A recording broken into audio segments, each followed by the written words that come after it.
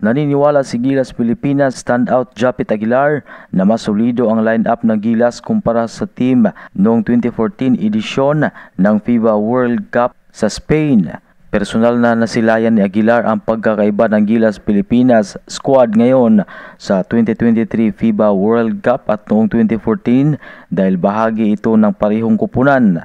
Isa si Aguilar sa miyembro ng Gilas Pilipinas na sumabak noong 2014 edisyon kung saan nakipagsabayan ang Pinoy Cagers sa pinakamatitikas na tropa sa mundo. Pinahirapan ng Gilas Pilipinas ang mga world-class national teams gaya ng Croatia, Greece at Argentina. 3 puntos lamang ang lamang ng Croatia na umabot pa sa overtime habang dikit din ang laban ng Pilipinas kontra sa Greece at Argentina. Pinahirapan din ng Gilas Pilipinas ang Puerto Rico na may 4 na puntos na kalamangan lang na ipanalo ng Gilas ang huling laro nito matapos patumbahin ang Senegal via 81-79 overtime win. Umasa naman si Fajardo na makakatulong ng malaki ang home crowd upang mas lalong maging determinado ang Gilas Pilipinas. Yan ang Balitang Sports. Ito si Ray Tampos para sa Radyo Alternatibo Balita Nationwide.